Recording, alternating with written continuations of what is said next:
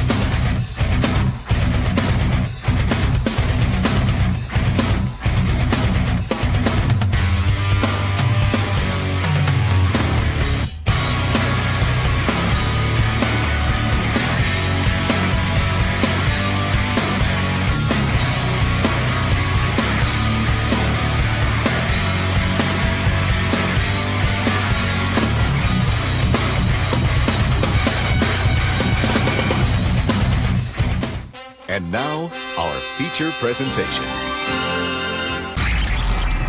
You are watching a master at work. Go get some! What's good, everybody? My name is Rafael Chacinas, no es el Capitán Rafucho, and welcome to another episode of The Combat Club.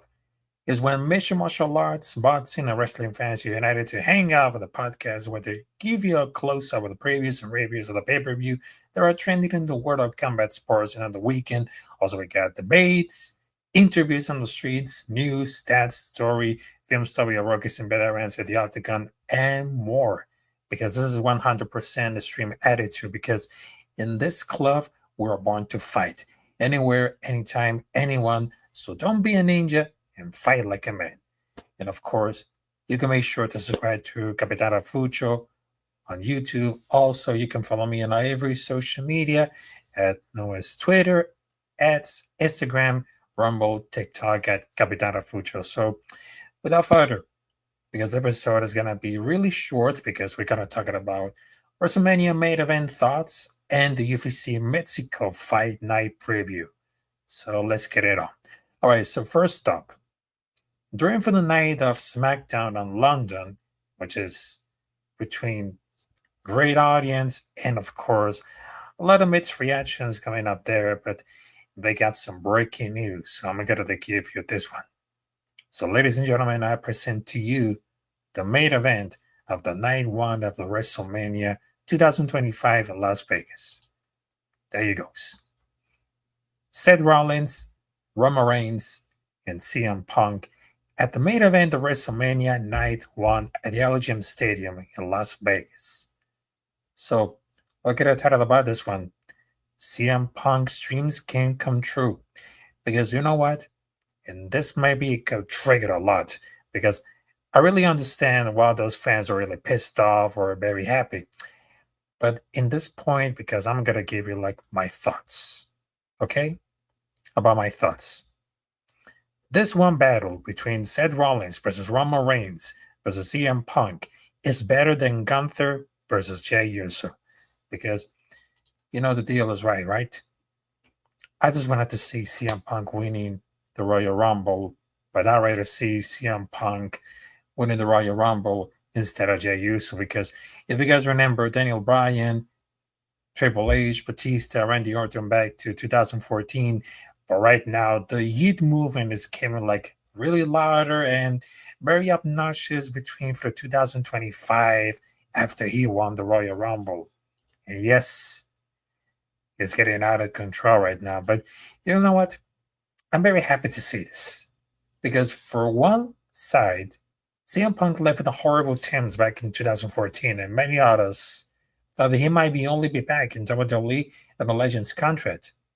But I know some people will downplay it just being the night one. But the main event of night one has been treated as a big deal since they started the 2 night of WrestleMania.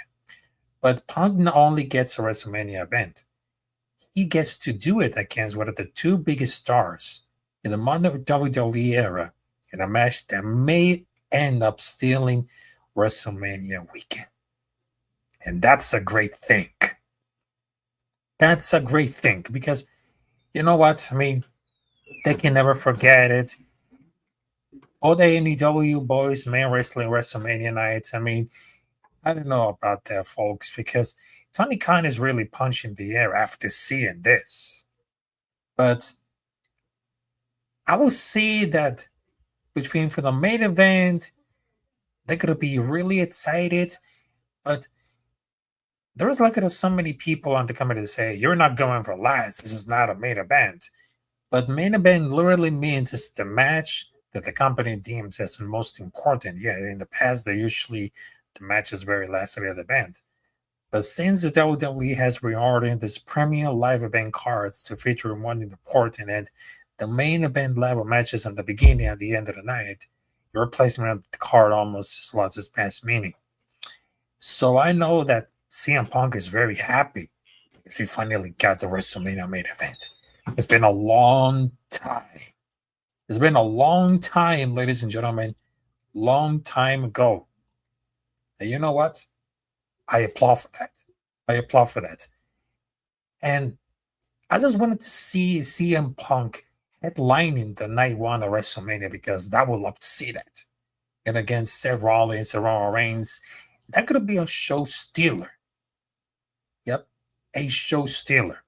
Because you know what? People will get tired of if Gunther versus Jey Uso could be the main event of WrestleMania. No, it's not going to be happening at all.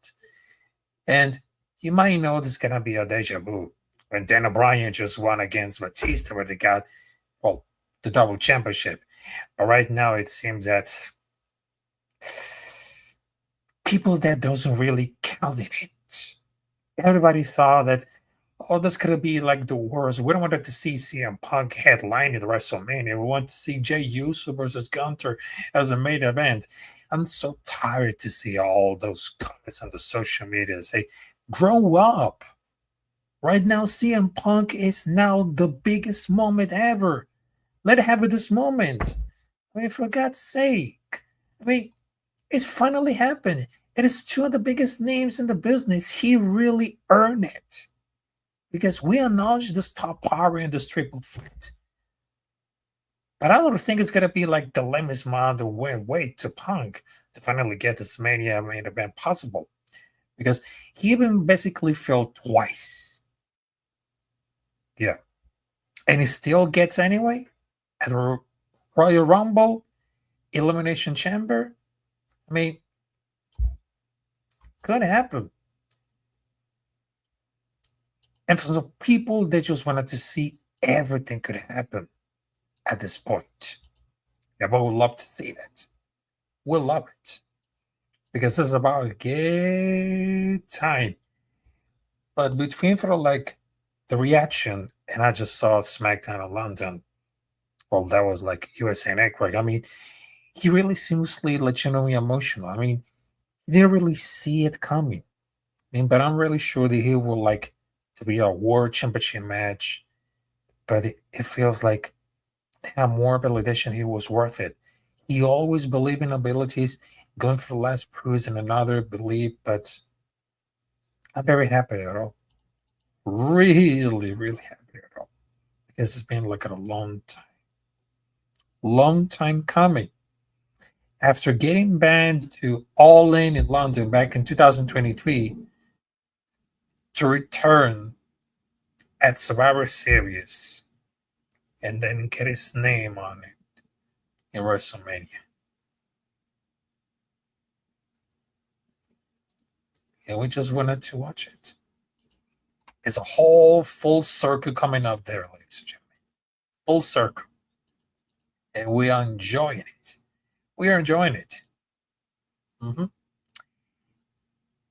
And let me tell you for this one, because all the people, they just want to see Jey Uso versus Gunther as a main event. But I don't think it's going to be really happening. So people, they say, oh, this is going to be forgettable. You know, there's one thing could be forgettable. Gunther versus Jey Uso. We don't want to see that.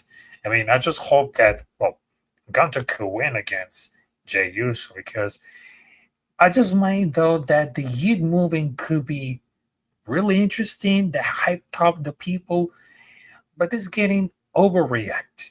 every time we just see a lot of yeet, even though that I'm not blaming, even I'm not hating on Jey Uso because I understand about the heat. But this is getting out of control. This is getting out of control, and Himalino has something that it doesn't. It really doesn't at all. So, what can I tell you about this, folks? What can I tell it? Probably not. But I'm very happy to see CM Punk. Very happy. Because it's about time, like I said, folks. Like I said it. So congratulations to CM Punk to made it to the WrestleMania Las Vegas. Even that probably I'm not gonna be there in Las Vegas because, well, I know that family comes first, and I know that some things might have to wait a little bit. I understand because I know that one of my biggest dreams is going to WrestleMania. But in this opportunity, I mean, this is maybe it's very huge. It's gonna be really huge to see all those wrestlers in one night only at WrestleMania. Maybe two. Because you know what, it's like a dream.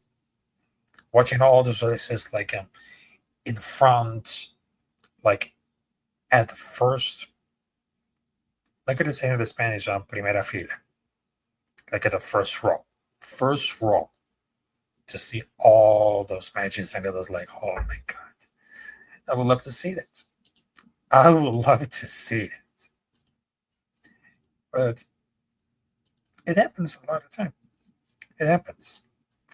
All right, so ladies and gentlemen, after that, I was talking about my thoughts.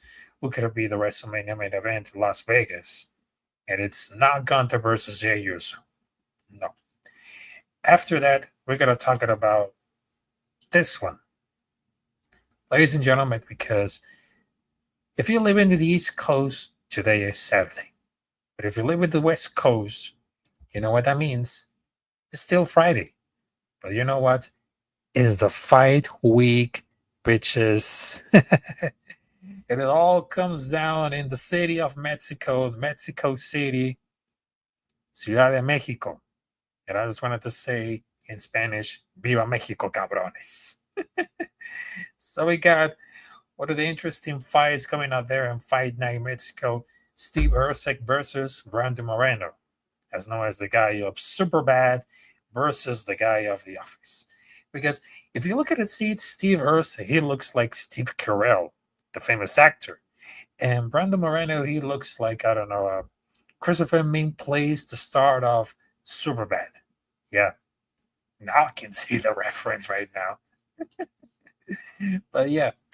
But let's talk about the main card predictions that I just wanted to get involved, shall we? And well, there you go. All right, let's get it up. Raul Rosas versus Vince Morales. I know that's gonna happen. I just wanted to say chiwiwi because they just drop a cumbia, everything. But let's just wanted to talk about Raul Rosas Jr. versus Vince Morales. A lot of people think that Raul Rosas is overrated, but not. Raul Rosas is not overrated. But here's the thing. He was very lacking in experience and facing a nightmare stylic matchup. If you guys remember the Galarian and Bashi matchups, yeah, I can see that nightmare. But he's absolutely deserved a pass for that. And I think it's really great that he had the inevitable loss out of the way. He was humbled quickly. But also he debunked the career narrative that some people blew up at the proportions when he lost to C-Rod. Yeah. Rodriguez just demands a lot, but he's a high pace to have to wrestle hard for like 15 is the most taxing kind of fighter you can have at MMA. But we know that Raul Rosas Jr. is very competent on the feet in the card department. We all know the only way that he looks like a prospect if he's grappling. So how is Morales going to handle that? definitely lots of grappling and scramble moments because Morales does not have any double attempts. I mean, does not have attempts to very good down take on defense. And his phases of front chugs almost come like actually forms to that. I mean, he definitely had Elias Smith at a couple of scary moments, even more to the weapon sequence to basically like the rest of the board mission. But in those Ben's Morales' defensive abilities, they have a lot of issues. And the actual skin, they have brains from a perspective, defensive perspective, I definitely think that he was taking to like a very competitive fight. Unfortunately, I think that that probably ended up like a similar result to the Smith fight where Ben's defensive really shuts down the wrestling based opponent main only emphasis an offensive fighter that will prevent him from converting to a win. If people still scream for the reptiles that Raul Rosas was free money, despite that he's on the cover of the price tag, but I mean, there was a lot to put on there on this parlay. But it's really important to keep everything about highlights. That every fighter has different skill set. It is possible to argue that Raul Rosas Jr. is far superior to any grapplers that I have watched to attempt to grapple Morales. The same words the other way around. When Morales' offensive ability pays significant comparison to Zerot, because it's really too hard to contextualize about all these things, and I don't believe that they have the nuisance or such other things. So it doesn't happen to this one. So I just wanted to tell you that my option to win this is going to be Raul Rosas Jr. I mean, he really definitely is undeniable. But a lot of people that say do not bet on Raul Rosas Jr. But I know he's still the favorite. But he can eat everywhere because I know this is the city of Mexico. This is Mexico City, and a lot of Mexican fighters they want to prove on a great level. Maybe yes, maybe not, but it's gonna be really happening all. Really great. All right, next up we got Kevin Gastelum versus Joy Pifford. Now, for the moment that he was announced, it has been triggered because Calvin Carrier has gone for the strange journey of the last decade from competitive, looking like the division second, third best guy to suddenly declining and turning like a journey keeper who level since are almost there for like 15 to 25.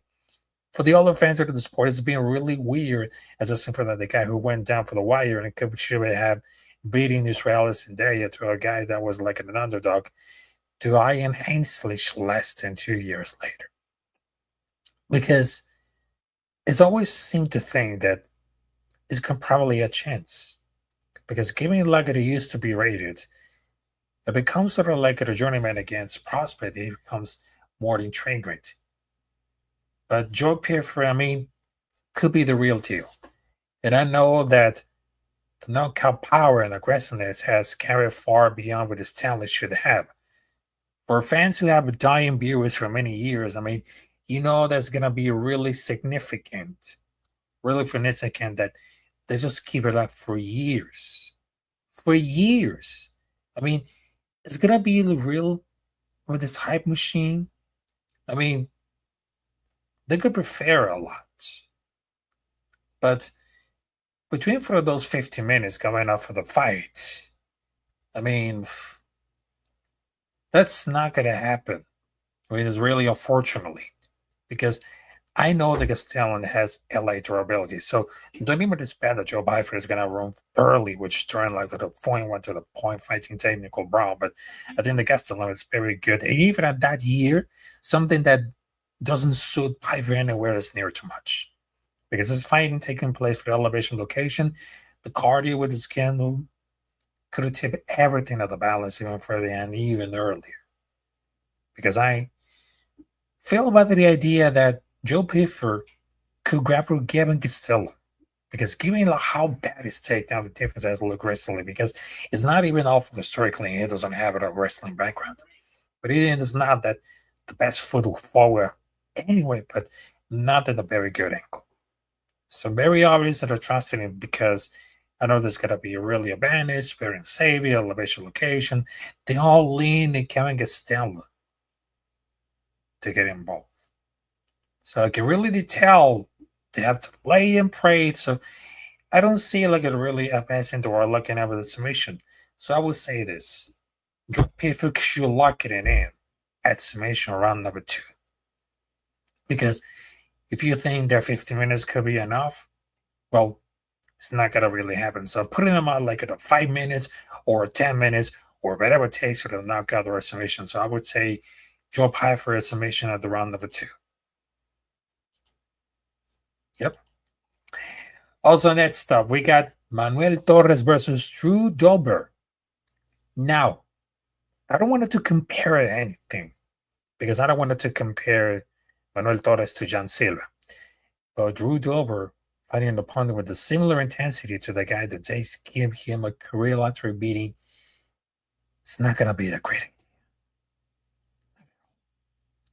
Because for what it's worth, I think he's going to be really pure intensity for the first 4 Dana White Contender Series bouts. Because it's really hard to see those skills that a fighter throws average fight time for generally 2 minutes, because the winner to the victory is specific and small, and there is no way that the point of the caliber is one to the pace of the fight is settled down with having a point fight. Because I do realize that the round number 1 also style is going to serve with against Dober, so it might not happen for the complete fight it is. Because I understand that this fight tends at a pace slow down. I would imagine that Dober has a still sketch to set and make it look easy. I mean, Torres is not very technical enough or conservative about his cardio to be able to put on with the combat display for 15 minutes. That's usually how the things go up. I mean, I really think that's roll it around, they're just going to decide, but I'm still worried about like some big revision for Dober. But they cannot shake the fact he's going to be the side here. You can rely on him to give it a victory this time, or they have very advantage at the later rounds, which is also the capable at the round number 1, which are knockouts. So I will say this: Drew Dober, round number 1, knockout. Because I understand that it's going to be pretty much what you can do at the spots. It's going to be a really exhibition and how they usually go down for like the skill set and of course the grappling striking. So you might knows. Yep. My nose. All right, and ladies and gentlemen, because I'm going to be really short enough, because I'm kind of talking about like 2 things at all. Next up, we got the main event: Brandon Moreno versus Steve Erceg. Christoph Mintz-Please versus Steve Carell. It's going to be another showdown between 2 well-rounded flyweights. Because these are usually very frustration situations, well, as a fan and everything, because if you wanted to split all of the coasts and figure it out who's better than who, and usually the general conclusion is just like fighter A is just like better. But I don't know exactly how it goes to the top of the head when it comes to Moreno versus Steve Erceg. Now, between Steve Erceg as a wild rider UFC, he's been spin running this absent out of the division. It was very great fun to watch.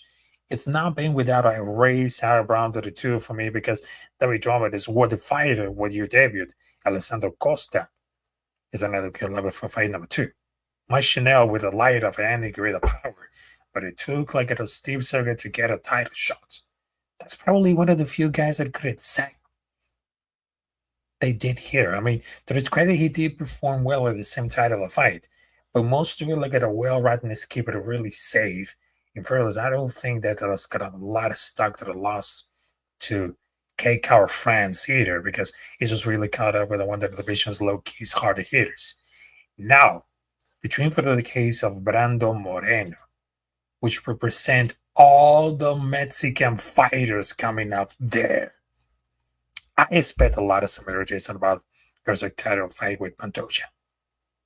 because they'll be very competitive at all. He's a reliable wrestler, but he doesn't exactly come in into it like a strong game plan. He fought the almost exclusive 25-minute fights in each of the last 8 appearances, but the most amount of takedowns has ever landed is 4.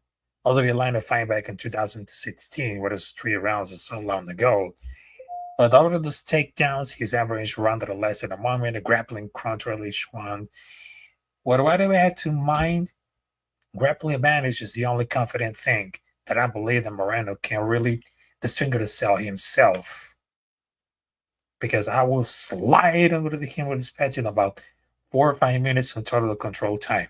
In a 25-minute fight, I don't think it's really near enough. And I don't think that Brando Moreno's grappling to go into the deciding factor, whereas even it was for Pantoja. Because it's not going to be realism to bet someone. I know there's some people that say, oh, it's going to be like an easy pass. But between for like Brando Moreno's fight seems to go for the distance, there is a lot of potential coming up there. A lot of potential. Because imagine this. I know this fight is in Mexico. And he become like one of the biggest highlights in the calendar. I know the fighters are really scrappy, fans are really passionate, and that elevation makes things very interesting. Because I don't think the personality and the narrative play like too much polarization, but it gives like a lot of confidence to like, because I know that's gonna be really local and for the flyweight, that's gonna be really, really excited to be how this is gonna really happen. So I will keep Brando Moreno to win. Yep, Brando Moreno to win. I mean, there is no doubt at all. No doubt at all. So I would say this: Brando Moreno is gonna win by a decision. Yeah, by decision, ladies and gentlemen, by decision. And we train for like the off topic because I understand that. Well, I know it's the podcast, the Combat Club, but you know what? I just thinking about like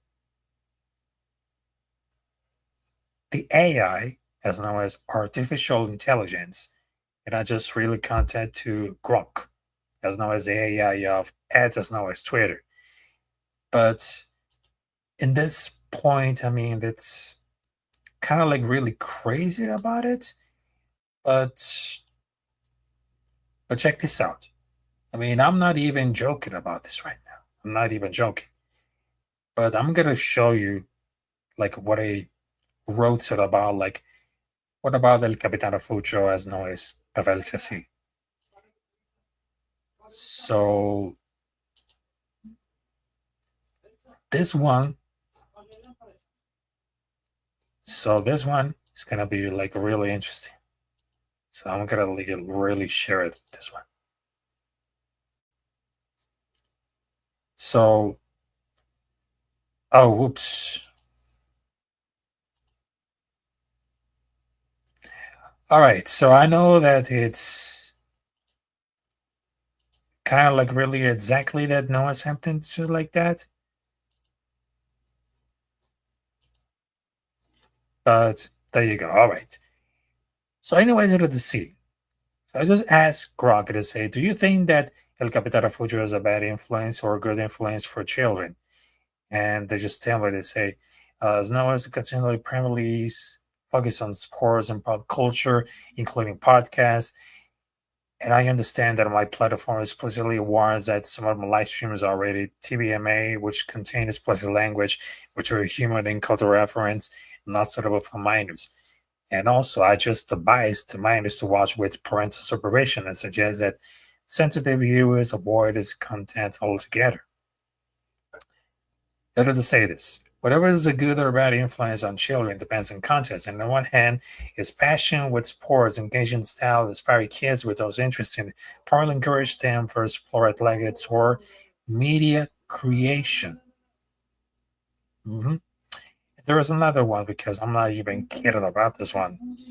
Right, so do you think that is a good or bad person in the world?